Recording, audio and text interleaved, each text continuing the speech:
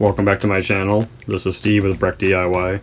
I'm going to show you how to clean out the pump filter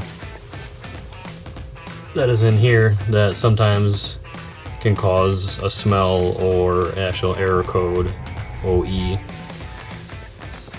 that'll display here. So here we go. I just use a flathead screwdriver. Depending on the situation, you might need a towel, or in my case, I've got a drain right behind me. So I just let it roll. So you open this up, and then this one here, you just turn counterclockwise, so this direction. And be prepared, there's going to be a bunch of water coming out, and I'm not sure what's all going to be in there. So here we go. Takes a little bit of force. I don't know if you can see in there, it's a little dark. It's already starting to trickle out.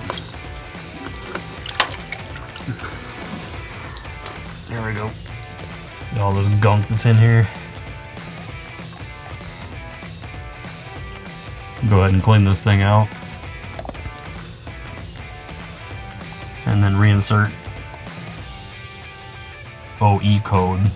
This will solve your issue. So I'm gonna go ahead and clean this nasty thing out and then reinstall it. Now that I washed it out and removed everything by hand, this is what it looks like when it's clean. Now we're gonna reinsert back in here.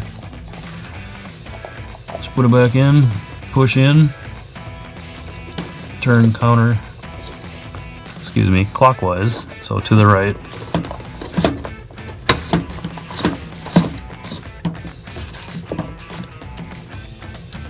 Till it's tight.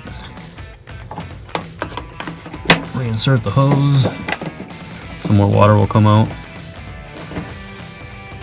The sticker here says clean the filter every 2 months.